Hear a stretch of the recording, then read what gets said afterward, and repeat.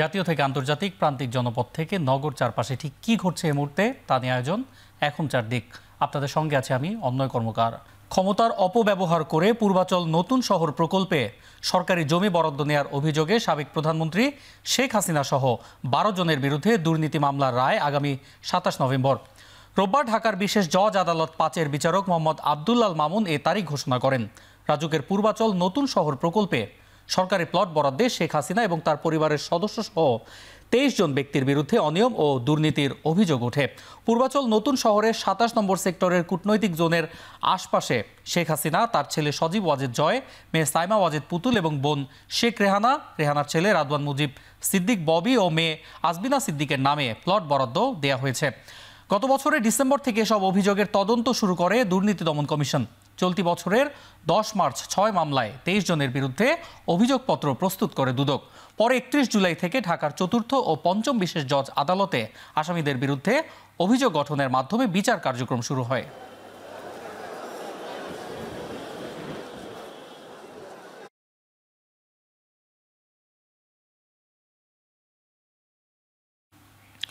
অভিযুক্ত ১৩ কর্মকর্তার বিরুদ্ধে গুমের ২ মামলায় অভিযোগ গঠনের উপর শুনানির জন্য ৩ ও ৭ ডিসেম্বর দিন ধার্য করেছেন ট্রাইব্যুনাল। এছাড়া সামাজিক মাধ্যমে ট্রাইব্যুনালের বিচারপতিদের আপত্তিকর ছবি সরিয়ে নিতে নির্দেশ দেওয়া হয়েছে। এদিকে গুমের মামলায় পলাতক মৃত্যুদণ্ডপ্রাপ্ত শেখ হাসিনার পক্ষে রাষ্ট্রনিযুক্ত আইনজীবী হয়েছেন জেরাই খান পান্না। সকাল ১০টার দিকে ট্রাইব্যুনালে হাজির করা হয় গুমের ২ মামলার আসামি ১৩ সেনা কর্মকর্তাকে। এই মামলার প্রধান আসামি সাবেক প্রধানমন্ত্রী শেখ হাসিনা, সাবেক স্বরাষ্ট্রমন্ত্রী আসাদুজ্জামান খান কামাল ও শেখ হাসিনার সামরিক উপদেষ্টা তারিক আহমেদ সিদ্দিকী। তাদের বিরুদ্ধে বিচার শুরুর জন্য অভিযোগ গঠনের শুনানির দিন ধার্য করা হয়েছে। সেনা কর্মকর্তারা ভার্চুয়ালি হাজির হওয়ার আবেদনে বিচারপতি বলেন, আইন সবার জন্য সমান। এ বিষয়ে পরে শুনানি করে আদেশ দেওয়ার কথা জানানো হয়। মামলায় ১৩ জন পলাতক রয়েছেন। শেখ হাসিনার মামলার রায়ের পর ট্রাইব্যুনালের বিচারপতিদের বিকৃত ছবি, ব্যঙ্গাত্মক তথ্য, আপত্তিকর মন্তব্য অনলাইন প্ল্যাটফর্ম থেকে সরিয়ে নেওয়ার নির্দেশ দেওয়া হয়েছে। অ্যাপেলেট ডিভিশনের বিচারক, সিনিয়র মন্ত্রী, বিভিন্ন পর্যায়ের মানুষ যারা আসামি হয়েছেন তারা রেগুলারলি আদালতে সশরীরে হাজিরা দেন। সুতরাং এখানে ডিফারেন্ট কোনো ঘটনা ঘটেনি, যে কারণে অন্য কোনো বিশেষ বিবেচনায় কাউকে ভার্চুয়ালি হাজিরা দেওয়ার বিষয়টা অ্যালাউ করতে হবে, এই বিষয়টা আদালত প্রয়োজন মনে করেন না। তারা মনে করেন সকল নাগরিক আইনের দৃষ্টিতে সমান, সবাইকে ইকুয়াল ট্রিটমেন্ট দেওয়া উচিত। তারপরেও যেহেতু ডিফেন্স পক্ষ বলেছেন তারা এই অ্যাপ্লিকেশনগুলো পরবর্তীতে আবার শুনানি করতে চান, আদালত বলেছেন হ্যাঁ সময় হলে উনি আবার শুনবেন। আমার কাছে মনে হয়েছে যে তাকে আরও প্রপার ওয়েতে ডিফেন্স দেওয়া দরকার। দ্যাটস ওয়াই আমি স্টেট ডিফেন্সের আমি বলছিলাম প্রথমে যে on behalf of Sheikh Hasina, তো বলছে যে এটা তো আপনি পারেন না বিকজ শি ইজ ফিউজিটিভ। আমি তখন বলছি যে ওকে, প্রসিকিউশন এসে বললো যে স্টেট ডিফেন্স হিসাবে আমার কোনো আপত্তি নেই। বিএনপি সবার আকাঙ্ক্ষা পূরণে কাজ করে যাচ্ছে বলেই তারা সাংঘর্ষিক রাজনীতি চায় না, মন্তব্য করেছেন দলটির স্থায়ী কমিটির সদস্য আমির খসরু মাহমুদ চৌধুরী। দেশে বর্তমানে কোনো স্বৈরাচার ব্যবস্থা না থাকলেও মবক্রেসি ও বিভিন্ন দাবি নিয়ে রাস্তায় নামা গণতন্ত্র নয় বলেও মন্তব্য করেন তিনি। দুপুরে বাংলাদেশ মেডিকেল বিশ্ববিদ্যালয় ড্যাব আয়োজিত বিএনপির ৩১ দফা নিয়ে আলোচনা সভা অনুষ্ঠিত হয়। এ সময় তিনি আরও বলেন, বিএনপি উচ্চাকাঙ্ক্ষী বলেই ক্ষমতায় এসে ১ কোটি মানুষের কর্মসংস্থানের আশ্বাস দিচ্ছে। নতুন বাংলাদেশ গঠনে মেধাভিত্তিক রাজনীতির দিকে আগাতে হবে বলেও মন্তব্য করেন তিনি। সাংঘর্ষিক রাজনীতি করতে চাচ্ছেন, উনি প্রতিনিয়ত বলছেন আমরা সাংঘর্ষিক রাজনীতিতে যেতে পারবো না। আমাদের রাজনীতিতে সহনশীলতা থাকতে হবে, আমাদের রাজনীতিতে অন্য পক্ষের সাথে দ্বিমত পোষণ করেও তার মতামতকে সম্মান দেখাতে হবে, কোনো অসুবিধা নেই। দ্বিমত পোষণ করবে, সম্মান দেখাইলে কোনো সমস্যা নেই। প্রশাসনকে নিজেদের কথায় উঠতে বসতে বলা জামায়াতের ফ্যাসিবাদ প্রতিষ্ঠার ইঙ্গিত বলে মন্তব্য করেছেন বিএনপির জ্যেষ্ঠ যুগ্ম মহাসচিব অ্যাডভোকেট রুহুল কবির রিজভী। দুপুরে জাতীয় প্রেস ক্লাবে গণতন্ত্রের উত্তরণে করণীয় শীর্ষক সেমিনারে এ মন্তব্য করেন তিনি। বলেন, রাজনীতিতে সহনশীলতা না থাকার কারণে সমাজেও অসহিষ্ণুতা বাড়ছে। তিনি আরও বলেন, বাংলাদেশে এখনও গণতন্ত্র প্রতিষ্ঠা পায়নি। গণতন্ত্র প্রতিষ্ঠার যে সুযোগ এসেছে তা কাজে লাগাতে না পারলে দেশের সার্বভৌমত্ব হুমকির মুখে পড়বে বলেও মন্তব্য করেন তিনি। এ সময় তিনি আরও বলেন, যারাই রাষ্ট্র পরিচালনার দায়িত্ব নেয় তারাই নানা বিভাজন তৈরি করে। সকল বিভাজন মোকাবেলায় জনগণকে সতর্ক থাকার আহ্বান জানান রুহুল কবির রিজভী।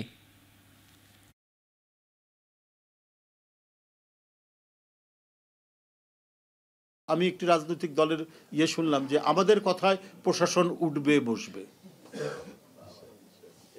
এটা গণতন্ত্রকে সুসংহত করে একটা প্রাণবন্ত গণতন্ত্রকে এগিয়ে নেওয়ার মানে কোনো নিদর্শনের মধ্যে নেই, বৈশিষ্ট্যের মধ্যে নেই। আমার কথায় উঠবে আর বসবে, তাহলে তো আপনি আরেকটি দানবীয় শাসন তৈরির একটা ইঙ্গিত দিলেন তার মধ্যে। এখন যদি কোনো ত্রুটি বিচ্যুত হয় তাহলে কিন্তু এই দেশ আর মানে আমরা এমন একটা পরিস্থিতির মধ্যে পড়ব, আমাদের সার্বভৌমত্বই সংকটের মধ্যে পড়বে, স্বাধীনতায় সংকটের মধ্যে পড়বে। আগামী নির্বাচনের জন্য লেভেল প্লেইং ফিল্ড নেই বলে মন্তব্য করে এনসিপির আহ্বায়ক নাহিদ ইসলাম বলেছেন, ভাগ বাটোয়ারার ভোট করার চেষ্টা চলছে। সকালে রাজধানীর আবু সাইদ কনভেনশন হলে এনসিপির কেন্দ্রীয় নির্বাচন পরিচালনা কমিটির সংবাদ সম্মেলনে কথা বলেন তিনি। নাহিদ ইসলাম বলেন, বিগত সময় অর্থ ও পেশি শক্তি ব্যবহারের যে সংস্কৃতি দেখা গেছে, এবার নির্বাচনের পরিস্থিতি এর চেয়ে ভিন্ন করার জন্য যে শক্ত অবস্থান প্রয়োজন তা সরকার ও নির্বাচন কমিশনের নেই। বাংলাদেশের নির্বাচনী সংস্কৃতিতে জবরদখল, প্রশাসনের অপব্যবহার, কালো টাকার ছড়াছড়ি এসব থেকে মুক্ত হওয়ার আশা ব্যক্ত করেন তিনি। এখন পর্যন্ত 1484 জন এনসিপির মনোনয়ন প্রত্যাশী, তবে যাচাই বাছাই শেষে যোগ্য ব্যক্তিকেই মনোনয়ন দেওয়া হবে বলেও জানান নাহিদ ইসলাম।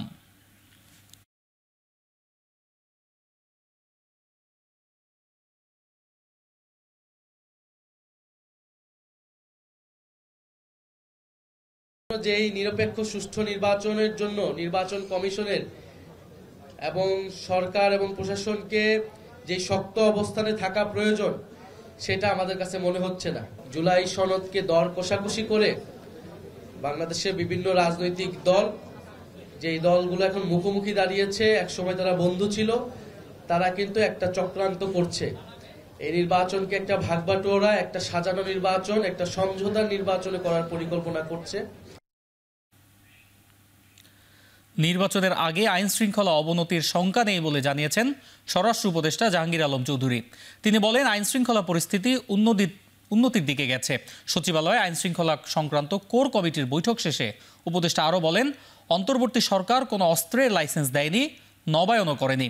জানান, ছোট ভূমিকম্প হলে মোকাবেলা করা সম্ভব, তবে বড় ক্ষতির মোকাবেলার সক্ষমতা নেই। ভূমিকম্পের কোনো আর্লি ওয়ার্নিং অন্যান্য দেশে আছে কিনা আমি জানি না, বাট আমাদের দেশে ওইরকম কোনো আর্লি ওয়ার্নিং দিতে পারে না। তবুও কেউ বলতেছিল যে 10 সেকেন্ড আগে নাকি একটা ওয়ার্নিং দেয়। তো ওই অনেক দেশে নাকি ওইরকম একটা অ্যাপ আছে যেটা 10 সেকেন্ড আগেই হয়। তা আমরা ওইটা চিন্তা ভাবনা করছি আমরা ওইরকম একটা অ্যাপ খুলতে পারি কিনা যে 10 সেকেন্ড আগে দেয়। কিন্তু আমরা আগে শুনতাম যে পশু পাখি এরা নাকি ইন্ডিকেশন পেয়ে যায়। যে বিল্ডিং কোড না মেনে চললে কিন্তু এই ভবিষ্যতে আরও অবস্থা খারাপ হওয়ার সম্ভাবনা। এই ছোটোখাটোগুলি যেমন প্রস্তুত, আপনি দেখছেন ফায়ার সার্ভিস সাথে সাথেই কিন্তু রেসপন্স করছে, কিন্তু খোদা না গুরু ধরনের কিছু হলে সেই সময় বোঝা যাবে।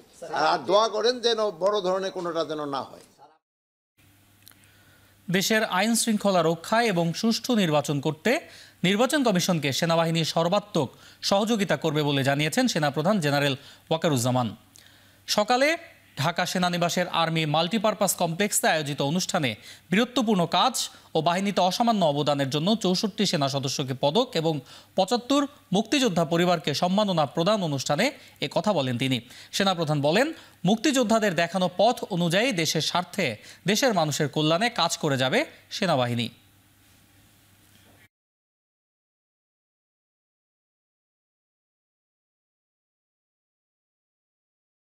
সম্প্রতি সময় বাংলাদেশ সেনাবাহিনীর সদস্যগণ এই নেভি সিভিল পাওয়ারে দেশের আইন শৃঙ্খলা রক্ষার কাজে নিয়োজিত আছেন।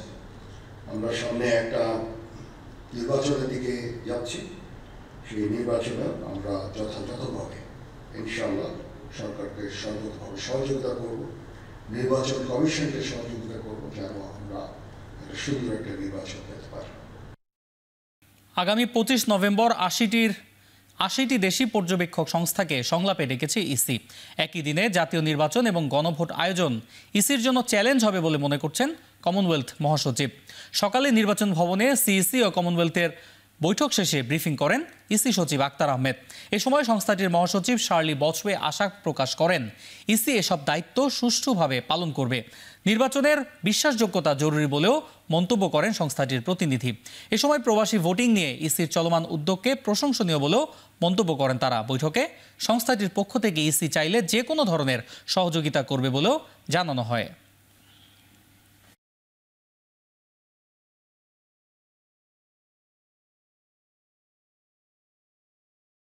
আমাদের ওভারসিজ ভোটার্স যারা আছেন, আউট অফ কান্ট্রি ভোটিং, সেটা প্রসেসটা চলছে।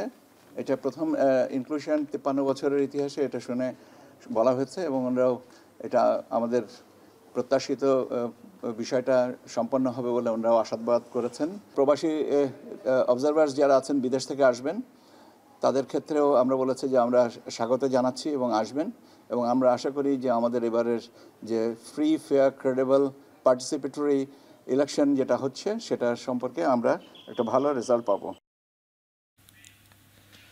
নির্বাচনী হলফনামায় দেশের পাশাপাশি বিদেশি সম্পদের হিসাব বিবরণীতে জমা দিতে হবে বলে জানিয়েছেন দুদক চেয়ারম্যান ডক্টর আব্দুল মোমেন। এর ব্যত্যয় ঘটলে অন্যায় হবে বলেও মন্তব্য করেন তিনি। সকালে দুদক সিলেট বিভাগীয় কার্যালয়ের ভিত্তিপ্রস্তর উদ্বোধন অনুষ্ঠানে কথা বলেন তিনি।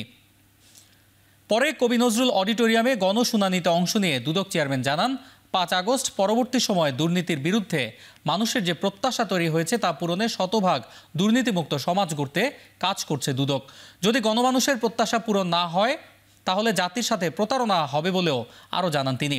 এ সময় তিনি দুদকের নানা সীমাবদ্ধতার কথা তুলে ধরে জানান, 2008 সালে শেখ হাসিনার কৃষি সম্পত্তি ছিল 5.21 একর, তবে অনুসন্ধান করে পাওয়া যায় 29 একর। সে সময় দুদক তদন্ত করে বের করলেও ব্যবস্থা নেওয়া যায়নি।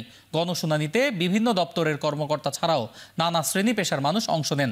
এর আগে সকাল 9টায় দুদক সিলেট বিভাগীয় কার্যালয়ের ভিত্তিপ্রস্তর উদ্বোধন করেন দুদক চেয়ারম্যান। আপনার সম্পদ বাংলাদেশে থাকুক, ইংল্যান্ডে থাকুক, আমেরিকাতে থাকুক, আপনার সম্পদ, আমরা তো সম্পদ বিবরণী চাচ্ছি। আমরা তো বাংলাদেশি সম্পদ কতটুকু সে কথা বলা হচ্ছে না। এমনকি আপনি যখন ট্যাক্স রিটার্ন জমা দিবেন সেখানেও আপনাকে বলতে হবে যে আপনার বৈদেশিক উৎস থেকে কত আয়, সেটা আপনার বলতে হবে। আপনি যদি না করেন তাহলে আপনি অন্যায় কাজ করছেন। কাজে অন্যায়কারীকে আপনারা গ্রহণ করবেন কিনা সেটা আপনাদের ব্যাপার। তো আমাদের বিবেচ্য হচ্ছে তিনি আমাদের যে শিডিউল, এই শিডিউলে তিনি অপরাধী কি না। যদি সেই শিডিউলে অভিযোগ পাই, অভিযোগ যদি প্রমাণিত হয়, আমরা আমাদের সাধ্যমতো কাজ করি। বাংলাদেশের সঙ্গে বিনিয়োগ ও সহযোগিতা বাড়াতে ঢাকায় 3 দিনের সফরে রয়েছেন ভুটানের প্রধানমন্ত্রী শেরিং তোগবে। রাজনৈতিক আলোচনা থেকে শুরু করে বাণিজ্য ও বিনিয়োগ সব ক্ষেত্রেই জোর দেওয়া হয়েছে দুই দেশের পারস্পরিক সম্পর্ক জোরদারে। রোববার দিনের শুরুতেই রাজধানীর হোটেল ইন্টারকন্টিনেন্টালে এনসিবির আহ্বায়ক নাহিদ ইসলামের সঙ্গে বৈঠক করেন ভুটানের প্রধানমন্ত্রী শেরিং তোগবে। এ সময় দেশের বর্তমান রাজনৈতিক পরিস্থিতি ও আগামী জাতীয় নির্বাচন নিয়ে আলোচনা হয়। পরে বেলা 10:30টায় বিডার নির্বাহী চেয়ারম্যান আশিক চৌধুরীর সঙ্গে সাক্ষাতে দুদেশের বিনিয়োগ সম্ভাবনা ও বাণিজ্য বাড়াতে বিভিন্ন দিক নিয়ে আলোচনা করেন তারা। বৈঠকে আমদানি রপ্তানির ভারসাম্য রক্ষা ও বাণিজ্য ঘাটতি কমানোর উপর গুরুত্ব দেওয়া হয়। দুপুরে বঙ্গভবনে রাষ্ট্রপতি মোহাম্মদ শাহাবুদ্দিনের সঙ্গে প্রায় 20 মিনিটের বৈঠকে বাংলাদেশ ভুটানের দ্বিপাক্ষিক সম্পর্ক আরও জোরদার করতে আগ্রহ প্রকাশ করেন উভয়ই। 3 দিনের সফর শেষে সোমবার সকালে ঢাকা ছাড়বেন ভুটানের প্রধানমন্ত্রী শেরিং তোগবে।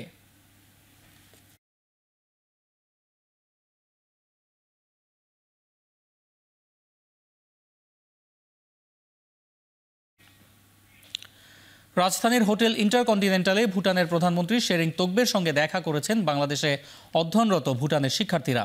এরপর বৈঠক করবে জামায়াত ইসলামীর প্রতিনিধি দল। এদিকে আরও জানাতে সরাসরি যুক্ত হচ্ছেন সহকর্মী আজহার লিমন। লিমন, রাজনৈতিক দলগুলোর সাথে বৈঠকে কি কি বিষয় গুরুত্ব পেয়েছে জানাবেন।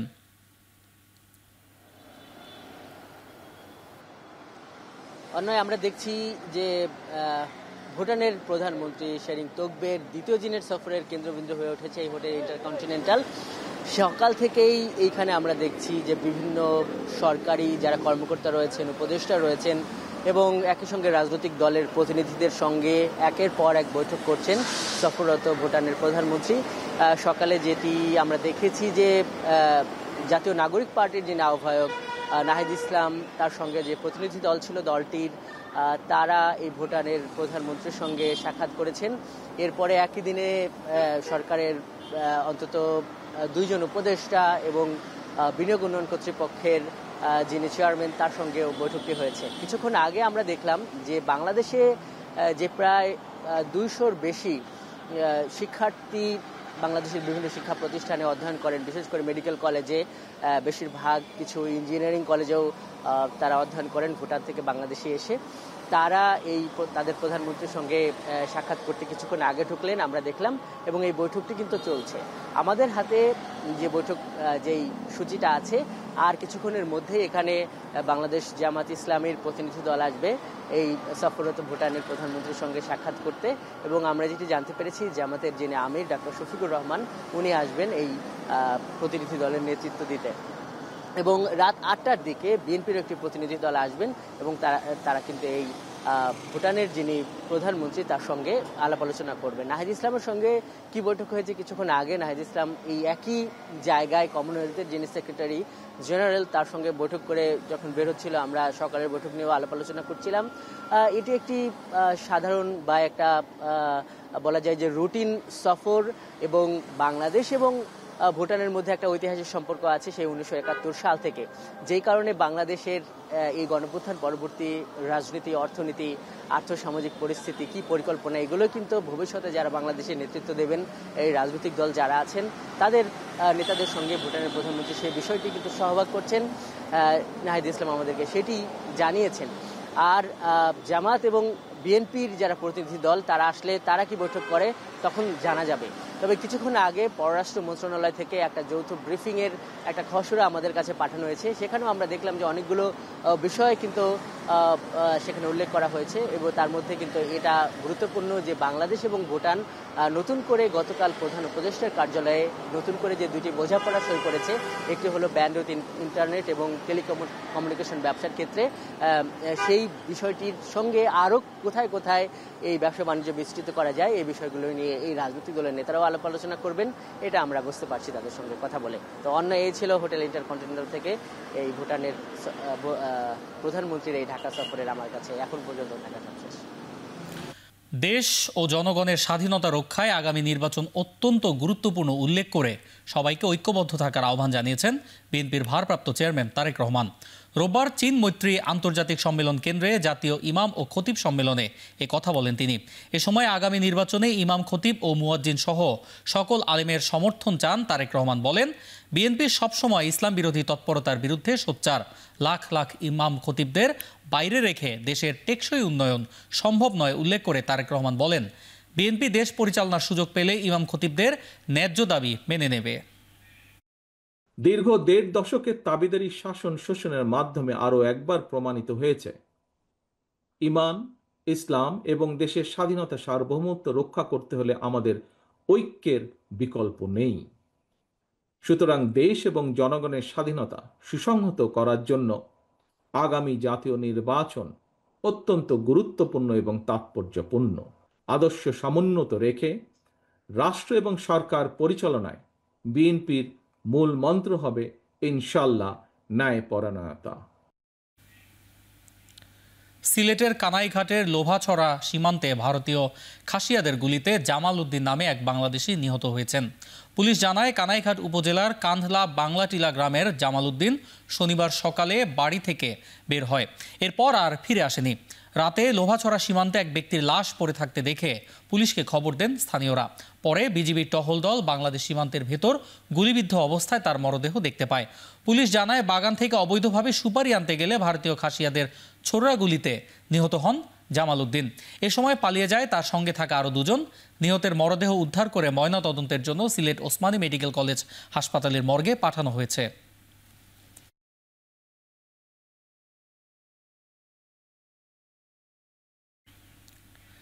চট্টগ্রামের হাটহাজারীতে ট্রাক ও সিএনজি অটোরিকশার সংঘর্ষে 2 জন নিহত হয়েছেন। রোববার ভোর 5টায় হাটহাজারীর লালিয়ারহাট এলাকায় এই দুর্ঘটনা ঘটে। স্থানীয়রা জানায়, রাতে চট্টগ্রাম মেডিকেলে ভাতিজা মাহমুদুলকে ডাক্তার দেখিয়ে সিএনজি করে হাটহাজারী পৌরসভায় ফিরছিলেন ইফতেকার আহাত। লালিয়ারহাট এলাকায় পৌঁছালে ট্রাকের ধাক্কায় অটোরিকশায় থাকা চাচা ভাতিজা দুজনই নিহত হন। এ ঘটনায় গুরুতর আহত আরও একজনকে চট্টগ্রাম মেডিকেল কলেজ হাসপাতালে নেওয়া হয়েছে।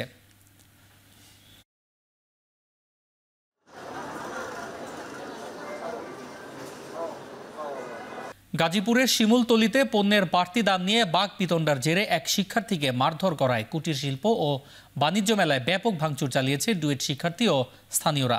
এতে অন্তত 10 জন আহত হয়েছেন। শনিবার রাত 11টার দিকে শিমুলতলির আর্মি ফার্মা মাঠে আয়োজিত কুটির শিল্প ও বাণিজ্য মেলায় এ ঘটনা ঘটে। প্রত্যক্ষদর্শীরা জানায়, মেলার ভেতরে একটি দোকানে নির্ধারিত দামের চেয়ে বেশি মূল্যে পণ্য বিক্রি হচ্ছিল। এ নিয়ে এক ডুয়েট শিক্ষার্থীর সঙ্গে দোকানের বাকবিতণ্ডা হয়। এক পর্যায়ে মেলা কর্তৃপক্ষের লোকজন সেখানে গেলে বাকবিতণ্ডার জেরে ওই শিক্ষার্থীকে মারধরের ঘটনা ঘটে বলে অভিযোগ ওঠে। পরে ডুয়েট ক্যাম্পাস এবং আশপাশের এলাকায় খবর ছড়িয়ে পড়লে উত্তেজিত ছাত্র ও স্থানীয়রা সংঘবদ্ধ হয়ে মেলায় হামলা চালায়। তারা মেলার দোকান, লটারির প্যান্ডেল, মেলার অফিস সহ প্রায় সব স্থাপনায় ব্যাপক ভাঙচুর চালায়। খবর পেয়ে রাত 11:30টার দিকে আইনশৃঙ্খলা বাহিনী ঘটনাস্থলে গিয়ে পরিস্থিতি নিয়ন্ত্রণে আনে।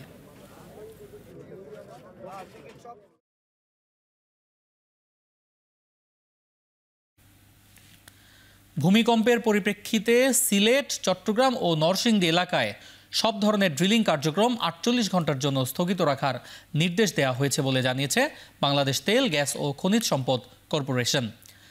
বাপেক্স জানায়, 2 দিনের মধ্যে 4টি ভূমিকম্পই প্রমাণ করে নরসিংদী জেলার ওপর অবস্থিত ভূস্তরীয় প্লেট খুবই অস্থিতিশীল অবস্থায় রয়েছে। এ সময় ভূমিতে যে কোনো ধরনের কম্পনও ওই এলাকার ভূমিকে আরও অস্থিতিশীল করে তুলতে পারে। ফলে সিলেট, ময়মনসিংহ ও চট্টগ্রাম বিভাগের কোনো জেলায় যদি বাংলাদেশ পেট্রোলিয়াম কর্পোরেশন পরিচালিত প্রাকৃতিক গ্যাস কূপ খনন কাজ চালু থাকে, সেই ড্রিলিং কাজও 48 থেকে 72 ঘন্টার জন্য সাময়িকভাবে বন্ধ রাখার পরামর্শ দেওয়া হয়। একই সাথে নরসিংদী জেলায় সব ধরনের ড্রিলিং কাজ 48 থেকে 72 ঘন্টার জন্য সম্পূর্ণভাবে নিষিদ্ধ ঘোষণার পরামর্শ দেওয়া হয়েছে।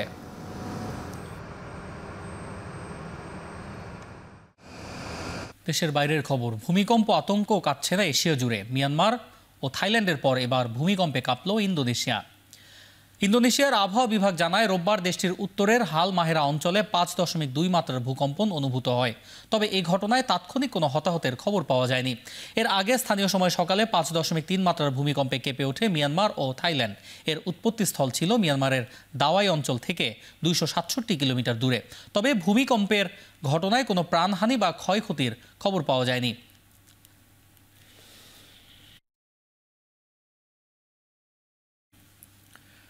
শুষ্ক মৌসুমেও ভারী বৃষ্টিপাত ও বন্যায় বিপর্যস্ত দক্ষিণ পূর্ব এশিয়ার 2 দেশ ভিয়েতনাম ও থাইল্যান্ড। ভিয়েতনামের মধ্যাঞ্চলে সৃষ্ট বন্যায় প্রাণহানি বেড়ে দাঁড়িয়েছে 90 জনে। এছাড়াও নিখোঁজ রয়েছেন অন্তত 12 জন। সপ্তাহব্যাপী ভারী বর্ষণে এখনও বিপদসীমার ওপর দিয়ে প্রবাহিত হচ্ছে বেশিরভাগ নদ নদীর পানি। তবে রোববার থেকে পরিস্থিতি কিছুটা স্বাভাবিক হতে পারে বলে জানিয়েছে ভিয়েতনামের দুর্যোগ ব্যবস্থাপনা দপ্তর। প্রাথমিক হিসেবে দেশটিতে আর্থিক ক্ষতির পরিমাণ 35 কোটি মার্কিন ডলার ছাড়িয়েছে। এদিকে টানা 3 দিনের ভারী বৃষ্টিপাতের কারণে সৃষ্ট বন্যায় পানিবন্দী থাইল্যান্ডের অন্তত 10টি প্রদেশের প্রায় 15 লাখ মানুষ। অন্যদিকে ইন্দোনেশিয়ায় ভূমিধসের ঘটনায় প্রাণহানির সংখ্যা বেড়ে 31 জনে দাঁড়িয়েছে। এছাড়া এখনও নিখোঁজ কমপক্ষে 20 জন।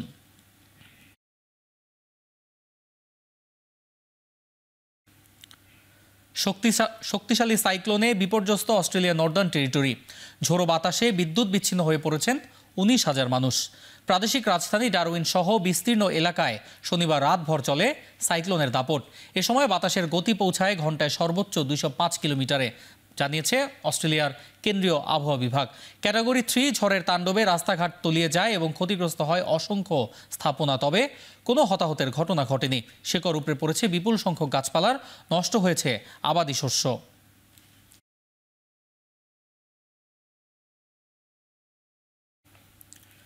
ভয়াবহ দাবানল থেকে ইউনেস্কোর তালিকায় থাকা গুরুত্বপূর্ণ বনাঞ্চল রক্ষায় প্রতিবেশী তুরস্কের সাহায্য নিচ্ছে ইরান। দেশের উত্তরাঞ্চল থেকে শুরু করে বিস্তীর্ণ অঞ্চলে 3 সপ্তাহ ধরে চলছে আগুন। বার্তা সংস্থা রয়টার্স জানিয়েছে, কাস্পিয়ান সাগরের দক্ষিণ উপকূলে অবস্থিত হারকানিয়ান বনাঞ্চলটি 5 কোটি বছরের পুরনো। 3200 প্রজাতির উদ্ভিদ রয়েছে সেখানে। ইউনেস্কোর বিশ্ব ঐতিহ্যের তালিকায় বনটির নাম ওঠে 2019 সালে। স্বাভাবিক বৃষ্টিপাতের চেয়ে 85% কম বৃষ্টি আর তীব্র খরার জেরে সৃষ্ট দাবানল অক্টোবরে একবার নিয়ন্ত্রণে এলেও শনিবার থেকে ফের আগুন ছড়াতে শুরু করে। ইরান ও তুরস্কের 4টি বিমান ও 8টি হেলিকপ্টার নিয়ে আগুন নিয়ন্ত্রণের চেষ্টা চালাচ্ছেন 400 দমকল কর্মী। ধারণা করা হচ্ছে অবৈধ শিকারীদের মাধ্যমে আগুনের সূত্রপাত।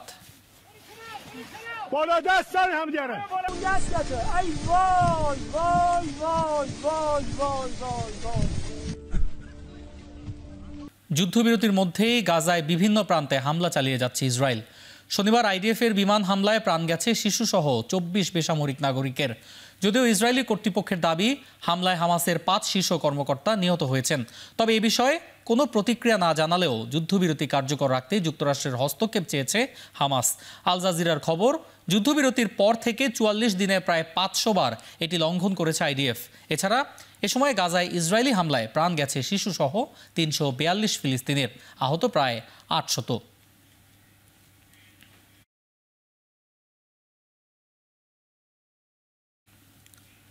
ডোনাল্ড ট্রাম্পের অভিশংসন ও বর্তমান প্রশাসন অপসারণের দাবিতে যুক্তরাষ্ট্রের রাজধানী ওয়াশিংটন ডিসিতে বিক্ষোভ হয়েছে।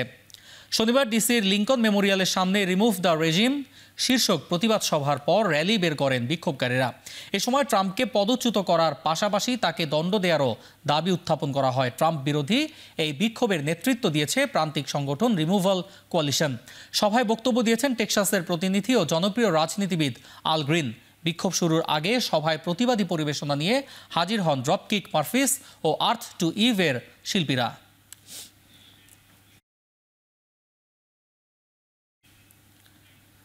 পাকিস্তানে সরকারের সাম্প্রতিক সংবিধান সংস্কার পদক্ষেপের প্রতিবাদে জনসমাবেশে যোগ দিল লাখো মানুষ। শনিবার লাহোরের ইকবাল পার্কে বিক্ষোভ সমাবেশের আয়োজন করে দেশটির রাজনৈতিক সংগঠন জামাত ইসলামী পাকিস্তান। 26 ও 27তম সংশোধনীর তীব্র নিন্দা জানান দলটির নেতারা। সরকারের আইনি ও প্রশাসনিক কার্যকারিতা বাড়াতে এ সংশোধনী জরুরি বলে ক্ষমতাসীনরা দাবি করলেও বিরোধীদের অভিযোগ, দেশ প্রতিষ্ঠাকালীন নীতিমালার বিরোধী এই সংশোধনী। অন্যদিকে রোববার কড়া নিরাপত্তার মধ্যে পাকিস্তানের 13টি কেন্দ্রীয় ও প্রাদেশিক আসনে চলছে উপনির্বাচন। কারাবন্দী সাবেক প্রধানমন্ত্রী ইমরান খানের দল পিটিআই নির্বাচনে লড়ার অযোগ্য ঘোষিত হওয়ায় আসনগুলো জনপ্রতিনিধি শূন্য ছিল।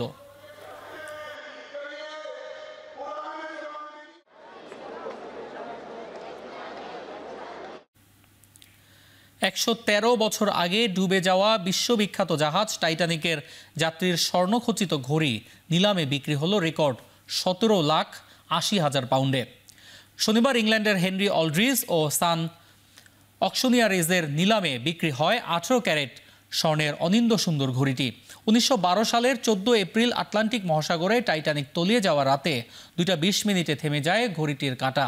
সলিল সমাধি হওয়া 1,500-এর বেশি যাত্রীর মধ্যে জার্মান বংশোদ্ভূত প্রবীণ ব্যবসায়ী দম্পতি ইসিডর ও ইডা স্ট্রস ছিলেন ঘড়িটির মালিক। স্ত্রীর মরদেহ না মিললেও উদ্ধারকৃত ইসিডরের জিনিসপত্রের সাথে মেলে জুলস জার্গেনসেন পকেট ওয়াচটি। এতদিন পরিবারে সংরক্ষিত ছিল সেটি। পকেট ওয়াচটি সহ টাইটানিকের স্মৃতি হিসেবে মোট 30 লাখ পাউন্ডের জিনিস বিক্রি হয় এই নিলামে।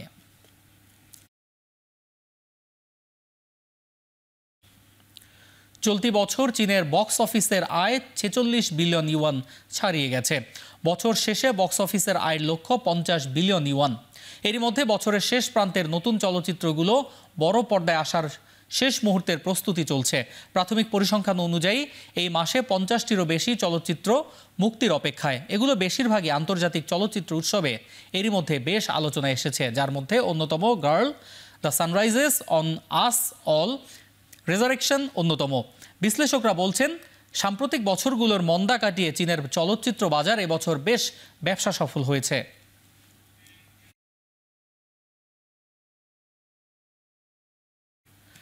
আয়ারল্যান্ডের বিপক্ষে টেস্ট সিরিজে দেখা গেল সাদা পোশাকের দাপুটে এক বাংলাদেশকে। সিরিজ শেষে বাংলাদেশি বোলারদের প্রশংসায় ভাসালেও ব্যাটারদের কাছ থেকে আরও কিছু বড় ইনিংস পাওয়ার কথা জানালেন অধিনায়ক নাজমুল হোসেন শান্ত। বোলাররা যেভাবে বল করেছে ওই ধৈর্যটা নিয়ে, এটাও আসলে ক্রেডিট দেওয়ার মতো, স্পেশালি তাইজুল, মিরাজ, মুরাদ, খালেদ এবং এবাদত। পজিটিভ দিক হলো 4টা 100 হয়েছে। নেগেটিভ দিক আমি বলবো যে 100গুলো আরও বড় হতে পারতো। এখান থেকে যদি 2টা ডাবল 100 হইতো তাহলে এটা আরও ভালো হতো। 50গুলো যদি 100 হতো তাহলে আরও ভালো হতো। আমাদের সুযোগ ছিল, আমরা করতে পারিনি। সবাই চেষ্টা করেছে, বাট এই জায়গাটাতে হলে অ্যাজ এ ক্যাপ্টেন হিসেবে এটা আরও ভালো লাগতো। শেষ করছি এখন চারদিক। এখন টেলিভিশন ওয়েবসাইটে দেখতে ভিজিট করুন www.ekhon.tv, ফেসবুকে দেখতে ভিজিট করুন facebook.com/tv.ekhon, ইউটিউবে দেখতে ভিজিট করুন youtube.com/c/ekhon tv।